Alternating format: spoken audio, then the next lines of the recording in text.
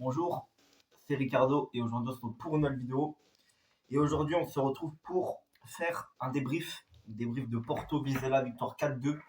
On a retrouvé la victoire aussi vite qu'elle est partie. Voilà, donc on a ce faux pas, cet accident contre Braga est passé. Enfin, c'est ce qu'on pense parce que moi je vais vous prouver que ce n'est pas totalement passé.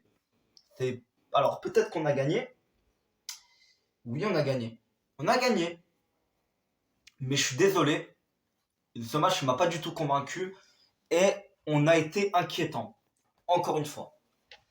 Alors, on a été inquiétant dans le jeu. Et on a été inquiétant défensivement. Et ouais, en fait, c'est un tout qui a été inquiétant. À part la finition, peut-être. Parce que la finition, on a plutôt été efficace. Mais sinon, on est inquiétant défensivement. On allait mieux. On ne prenait plus de but du tout. Mais là, depuis le match contre Braga, on a perdu, on a pris un but. On en a pris deux derrière face à Vizela. Vous allez me dire, ok, on a gagné 4-2. Mais c'est normal qu'on gagne face à Vizela, les gars, faut pas mentir. C'est normal qu'on gagne face à ce genre d'équipe-là. Notamment une équipe qui joue le maintien. Hein. Encore une fois, bon, là, ils sont en passe de se sauver, mais ils jouent le maintien. Bon, en plus, une équipe qu'on a tapé 4-0 à l'aller. Hein. Et bon, on a galéré un peu contre eux en Coupe du Portugal, parce qu'on les a affrontés, on a gagné 3-1 encore chez eux. Mais là, ça a été inquiétant. Là, pour le coup, ils nous ont un peu tenus. Là, je les mets dans le gros tas d'équipes qui sont largement inférieures à nous. Parce que si on parle de cette saison, t'as nous, après t'as le Sporting un peu plus bas, après t'as Benfica encore plus bas, après t'as Braga encore un peu plus bas, après t'as Gil Vicente et Victor Guimaraes un peu en bas encore. Puis après, t'as les autres équipes. Voilà, t'as les autres équipes. T'as toutes les autres équipes du championnat. Et Vizela, pour moi, est dans la dernière case, est dans la case la plus basse, pour moi. Mais ils nous ont fait mal. Et ça veut tout dire. Ça veut tout dire qu'ils nous ont fait mal. Oh putain, ça veut dire qu'on a été éclaté. On a été éclaté. Alors, on a gagné 4-2. Donc les buts sont un doublé de Taremi, un sur penalty et le quatrième. D'ailleurs, le quatrième, comment une reprise acrobatique, une reprise qui vraiment va dans la ligne de l'acrobatie. Le mec, il lève haut sa jambe pour la reprendre la balle. Hein. Vraiment. Moi, j'aurais pas réussi à le faire. Hein. Voilà. Et puis, on a eu un but d'Evan Nilsson et un but de Mbemba. Voilà. D'ailleurs, Mbemba qui, au passage, marque un peu contre son camp. Bon, c'est pas contre son camp parce que c'était cadré, mais on va dire que c'est à cause de lui que Diogo Costa ne peut pas avoir la balle. Parce que pour moi, c'est sûr, il était sur la balle. Mais dès que Mbemba l'a dévié, ça l'a dévié contre-pied à Diogo Costa. Donc du coup, on va dire que c'est un peu à cause de Mbemba qu'on se prend le deuxième but. Et il se rachète quelques minutes après en mettant le 3-2. Donc voilà. Donc, en composition d'équipe. Alors, la composition, je ne l'ai pas vue. Si je me réfère mieux. Alors, sur le terrain, on avait Diogo Costa, Pepe, Mbemba, Zaidou, bien sûr. Hein, le chouchou, le préféré de Conceição, on le sait très bien désormais.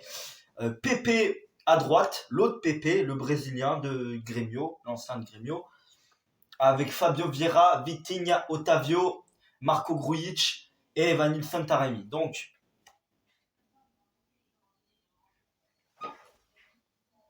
voilà.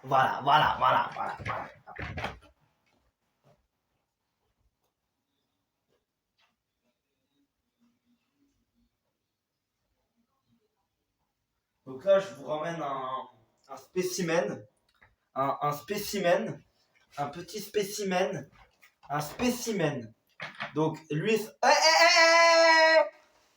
Pardon. Toi là, lui là, ça fait longtemps que vous l'avez pas vu. Là, tu vas rester là. Ça fait longtemps que vous l'avez pas vu. Eh oui, Prince. Ça fait longtemps que vous l'avez pas vu. Je sais pas c'est quand. Alors, il est dégoûté lui de l'élimination de son équipe parce que je vous répète, hein, je vous le rappelle, qui supporte Chelsea, voilà. Donc on va dire qu'il est dégoûté. Il est dégoûté clairement. Il est vraiment en dépression depuis quelques semaines. Mais je t'aime quand même, mon gros. Voilà, force à toi. De pute. Hein. Bon, on reprend le débrief. Alors, j'ai fait la composition d'équipe maintenant. Top et les flops. Alors, en top, je mettrais quand même. Franchement, non, c'est compliqué. Pour moi, c'est compliqué. De mettre un top dans ce match, c'est dur. C'est dur. C'est dur de mettre un top. Alors, est-ce que je pourrais mettre Taremi pour son doublé? Oui, mais il a été nul. Donc pour moi, j'ai aucun top. Et en flop par contre, je pense en avoir quelques-uns. Non, allez, en top, je vais quand même mettre Pépé. Parce que, Pépé, le défenseur central, bien sûr. Parce que c'est un peu grâce à lui qu'on prend vraiment pas l'eau face à Vizela. Parce que quand je vous ai dit qu'on s'est fait manger dans le jeu, c'est vrai, hein, c'est vrai. Hein. Heureusement que Pépé, il était encore là parce que, voilà. Je vais quand même mettre Pépé. Et puis en flop, franchement, Diogo Costa, le premier but qui se prend, ouah, il a du mal hein, en frappe de loin. Il a du mal. Ces derniers temps, il avait moins de mal, mais là, il a eu du mal. Hein. Voilà. Zaidou, bien sûr. Voilà. Ouais, je dis bien sûr, je vais vous parler de Zaidou un peu vite fait. Et puis, en vrai, Fabio Vieira, il a pas mal galéré. Hein. Je le reconnais plus depuis 2-3 matchs là. Depuis son match contre Braga, je le reconnais plus. Voilà. Plus comme avant, c'est plus Lionel Messi, c'est devenu Kostas Mitroglou, des passes, voilà. Il fait des passes de merde, des mauvaises passes. Des passes, il a fait des mauvaises passes de tout. Je crois qu'il n'y en a aucune qui ont été bonnes, franchement. Voilà. Vitinha, pas ouf non plus, franchement, pas ouf. Otavio, bon, voilà. Taremi, à part son doublé, il a été nul. Voilà. Evan Nilsson, j'en parle même pas. Bon, devant, ça a bégayé fort. À part Taremi qui a plutôt été efficace. Mais, voilà. Francis Conceição a été pas mal quand il est rentré. Galeno, par contre, là, cette fois, il a vraiment été pas mal. Par contre. Parce que Braga, j'ai dit qu'il a fait une entrée potable, mais par contre, il a tout niqué. Parce qu'il aurait dû égaliser. Mais là, il a rien niqué du tout. Il a fait une bonne entrée, et puis c'est tout. Il a eu un tir à faire. Parade du gardien, elle était cadrée. Une frappe à l'entrée de surface. Bon, voilà. On va dire Galeno a fait une bonne entrée. J'espère qu'il va continuer à faire des bonnes entrées comme ça. Parce que Galeno, voilà. C'est un mec, c'est un peu un Luis Diaz. C'est vite fait un Luis Diaz un peu moins talentueux. Voilà. Beaucoup moins talentueux, mais on va pas se mentir. Mais des fois, il me fait penser à Luis Diaz, des fois, sur ses prises d'accélération, tout ça. Voilà. Voilà ce que j'avais à dire. Dans le jeu, on a été inquiétant. Défensivement, on a été inquiétant. C'était vraiment très très de mauvais augure contre Benfica. Benfica qui a gagné 1-0. Ils sont pas non plus convaincants en championnat Benfica. Mais croyez-moi, hein, contre nous, ils vont être comme ça. Hein. Croyez pas, ils en ont marre de se faire humilier depuis 3 ans. Hein. Ils en ont marre, donc ils vont vraiment être comme ça contre nous. Darwin Nunez au sommet de son art. Bon, il me semble qu'il a pas marqué hier, mais quand même, Darwin Nunez, c'est le meilleur joueur de Benfica. C'est vraiment le seul joueur qui me fait peur dans leur équipe. Voilà, après il y a Rafa aussi. Mais sinon, c'est surtout Darwin Nunez qui me fait mal. Everton aussi. De Benfica. Pas le club, bien sûr. Bon, voilà. Il y a quand même quelques individualités. Nous, on a Fabio Vieira. Qui, attention, peut se réveiller. Hein. On a Vitinha qui peut se réveiller. Bon, nous aussi. Hein, je sais de quoi on est capable. On peut faire de la merde contre des petites équipes. Mais croyez-moi aussi que contre Benfica, on va être comme ça aussi. Hein. Et même si on est champion. Parce que, j'ai à vous le dire aussi, c'est que si le Sporting ne gagne pas ce soir contre Gil Vicente, même s'il fait un match nul, on est champion dès ce soir. Donc ça aussi c'est important, c'est pour ça que ce soir je regarde le Sporting pour voir ce qu'ils vont faire. Et puis s'ils gagnent, on n'est toujours pas champion. Et croyez-moi que si on n'est pas encore champion, on va être encore plus comme ça. Hein. Eh oui, hein. On sera sûrement plus motivé que Benfica, parce que Benfica, à part la 3ème place, ils n'ont plus rien à jouer, ils peuvent plus se faire rattraper. Et je crois qu'ils peuvent même plus rattraper le Sporting. Donc, ils sont dévoués définitivement à la 3e place. Le Benfica, ils n'ont plus rien à rattraper à part pour le prestige du Classico. Mais nous, on a en plus le prestige du Classico et en plus le titre à aller chercher si on n'est toujours pas champion ce soir.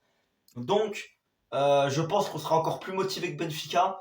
Donc, si on gagne pas contre Benfica, c'est bizarre, c'est bizarre. Mais on peut perdre, attention. On sait jamais. Ils peuvent nous prendre par surprise, en plus, ils sont à domicile. Donc voilà, même si c'est un peu chez nous du coup aussi.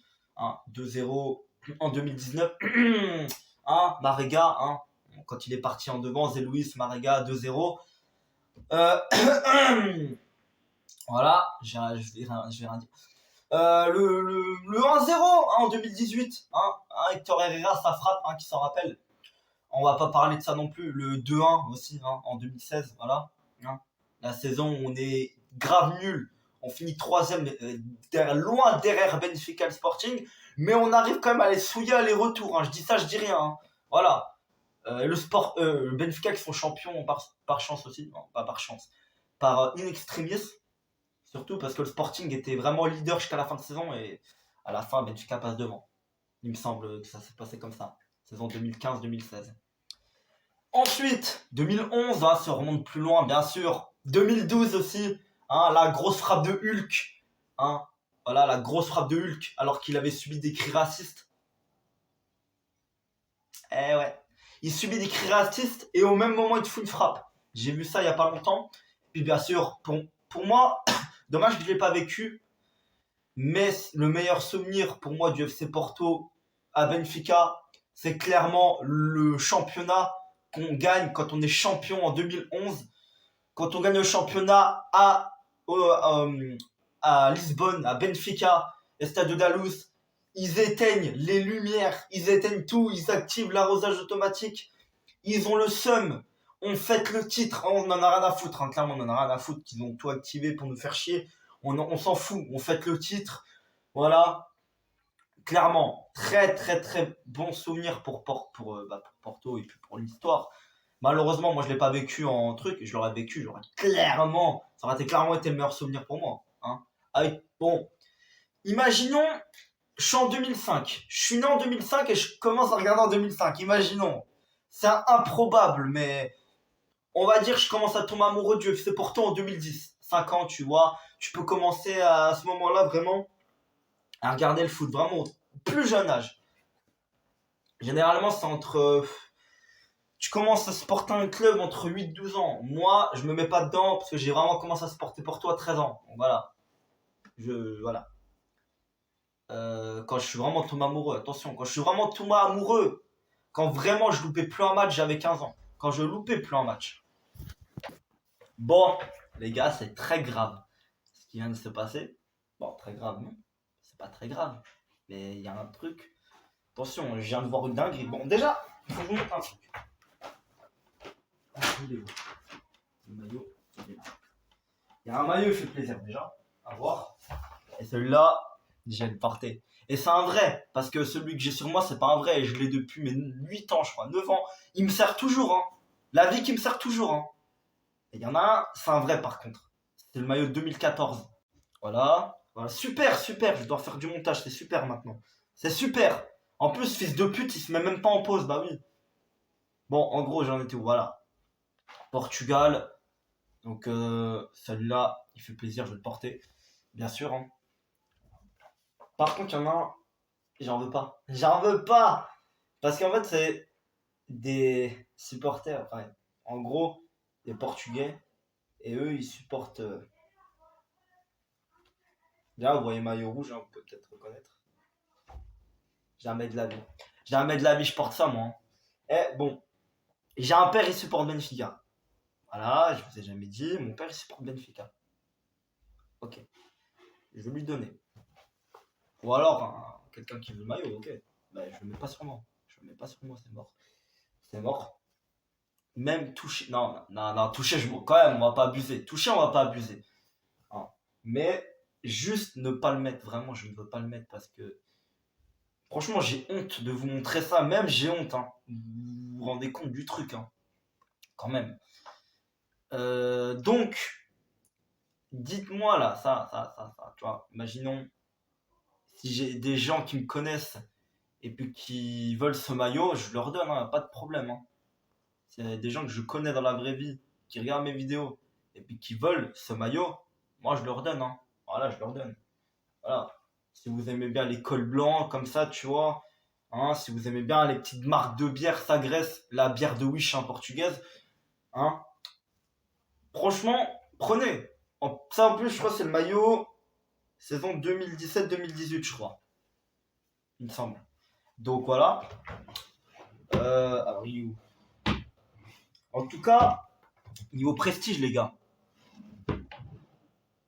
eh ben, je le retrouve pas. Je le retrouve pas. C'est super. Ouais, non, je le retrouve pas. Il est pas là. Le petit maillot de Porto, le mien, il est pas là. Qui date plus récent d'ailleurs, de 18-19, de la saison 18-19. J'ai la flemme de dire 2018-2019. Voilà. Bon, ça, si vous le voulez, ceux qui me connaissent, bien sûr, hein, je vous le donne. Bon, après, la flemme, tu vois, tout ça. Si vous voulez, ok, d'accord, voilà. Bon, d'accord. D'accord. Bon, écoutez, je vais vous laisser. J'ai hâte de voir ce qui va se passer entre le Sporting et puis Gil Vicente. En plus, c'est Gil Vicente qui est une équipe pas mal cette saison. Nous, ils nous ont fait galérer à domicile. On n'a pas gagné contre à domicile. Et on a galéré aussi contre l'extérieur. Chez eux, on a dû être sauvé par Sergio Oliveira. D'ailleurs, je comprends même pas pourquoi lui, il était prêté remplaçant. Bon, ça, je vous ferai dans le débrief de la saison. Je vous parlerai de tout ça.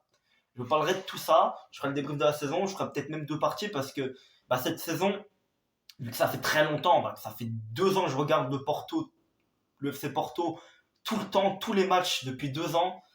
Maintenant j'ai peut-être une vision, j'ai peut-être une analyse très claire du club, donc, et de ce qui s'est passé. Donc maintenant j'aurai peut-être des analyses plus approfondies que la saison dernière. Déjà que la saison dernière j'en avais déjà. Mais la saison dernière, j'ai trop fait pour trop peu, je trouve. Donc là, attendez-vous à 2 heures de vidéo du coup. Mais voilà. Bref. Bon, je vais vous laisser. C'était Ricardo. Salut.